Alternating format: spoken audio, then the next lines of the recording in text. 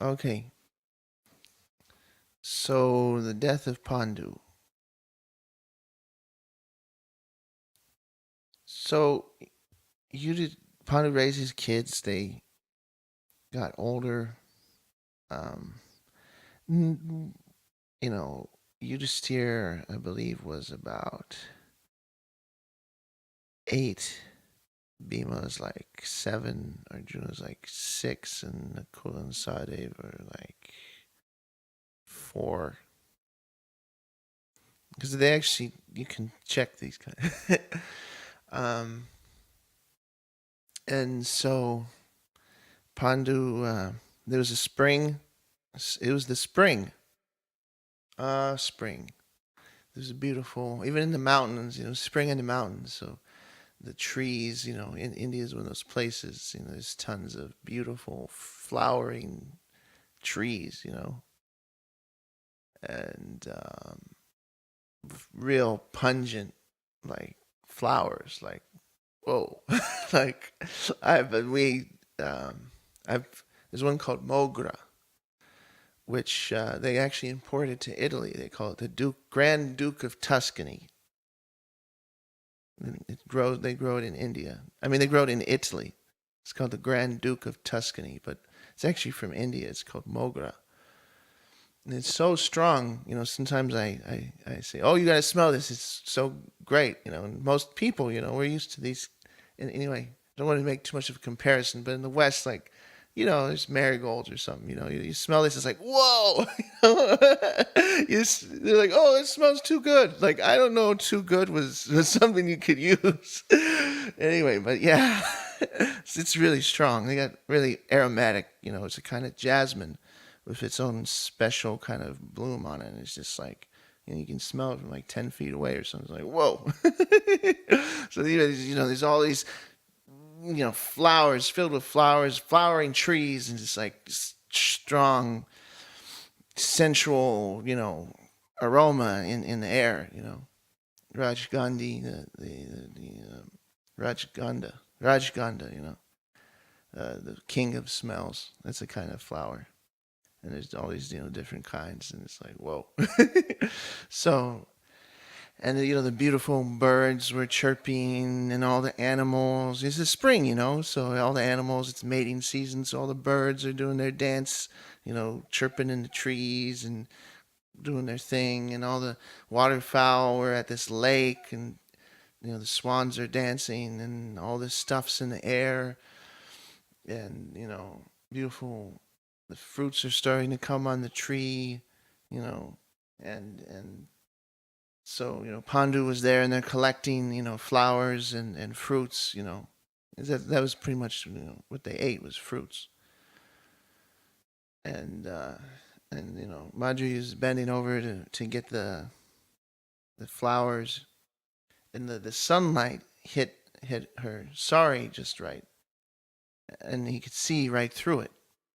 And it's the spring, and so he got overcome with kama, the god of love, because he was a kshatriya, and he had been controlling his passions, but it was very hard. Can you imagine? He with 2 beautiful wives, and so he saw, and all it was too much.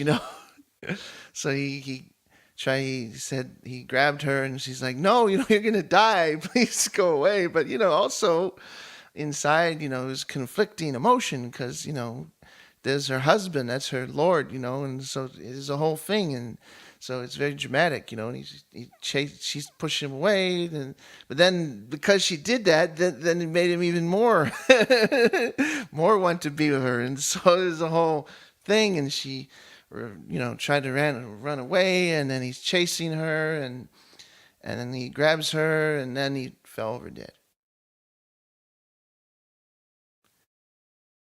And so then, Marjorie came back, and she said, Kunti, you have to come, And so they both went, and they saw Pandu was dead. And so Kunti said, I will go on the fire. And then Marjorie said, no, you stay. You can be a mother to all the children, and you're a greater woman than me. And Pandu was wanting me, And so I will go on the fire and join him, because he didn't get to finish being with me. So I'll go on the fire and join him. So then they built the funeral pyre, and they give and they told the boys, and Yudhisthira's a little boy, and he's crying, and they hand him the rishis come up and they hand him the stick, the fire stick. The idea is you light a fire when they're born, or when the first fire that they make, when they get the dvija, when they get the thread, you keep it with you, and you do your daily homa into the fire, so it witnesses you, everything that you've done, all the rituals that you've done. And then when you die, they use the same fire to light your funeral pyre. So the same fire that you started, and you keep the fire going the whole time. You do your Agnihotra and you do your worship with the fire. You do your puja with the fire. So you keep that fire. And then use that same fire to light your funeral pyre. And then, because it's witnessed to all the actions that you've done, that it will go with you. It consumes your body and takes all those deeds that you've done with you. That's the concept. That's what they used to do nowadays, That's culture. Now we don't have any. It's Kali Yuga. So they lit the fire, they give him the fire stick to Yudhisthira. He lights the fire, and then, Madri jumps on the fire. And then Kunti was there with the children, so all the rishis came to Dhritarashtra's place, to Hastinapur. Now, see, Gandhari, while Pandu was there with his kids, Gandhari, she had been pregnant. And she actually got pregnant before Pandu, before Kunti. But she wouldn't give birth. There was like nothing happened for 2 years, which is a long time. Although there's other stories of births that take a long time. And so when she heard that Yudhisthira was born, then she hit her stomach in anger, because the baby wouldn't come out. And the only thing that came was this lump of flesh. So they were crying, they were sad. And so Vyasa came, and he took the lump of flesh, and he said, "Get me warm water and 100 pots filled with ghee in the bottom, not filled, but it has ghee." So he poured the water on the flesh, this lump of flesh, and it separated into 100 parts. And he put one into each of the jars. And then he covered them. And he said, "Wait for a year and open them."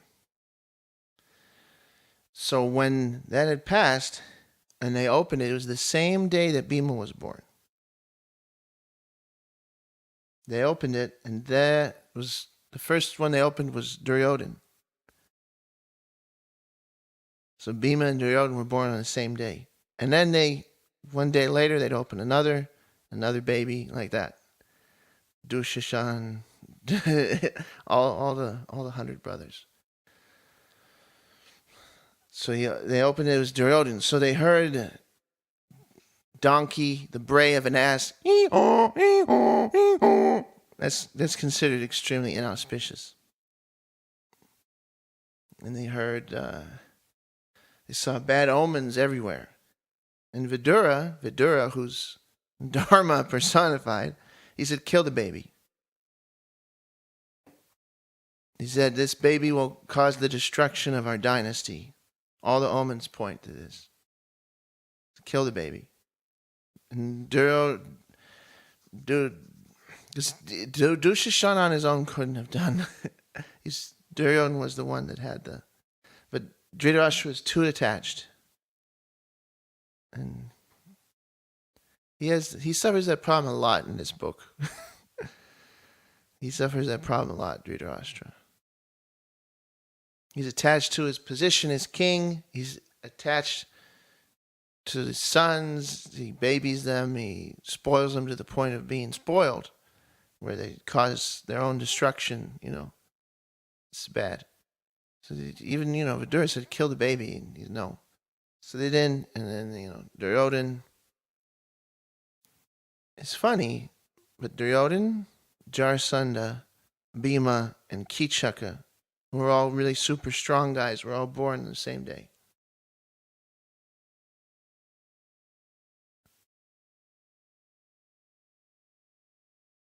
No, not Jarasandha. It was Bhima, Duryodhana, and Kichaka were all born on the same day. Jarasandha is older because it's his sister married Kamsa. He's older, but those three were all born the same day. So that's what happened on the Kuru side. So they came, and Duryodhana he's a crown prince. I mean, he didn't even know that there's these other, that his father has a brother and there's these other kids, So the Pandavas just show up. And Duryodhana was used to getting all the attention. And then the Pandavas show up. And then they got all the attention. So the rishis show up and they say Pandu has died. So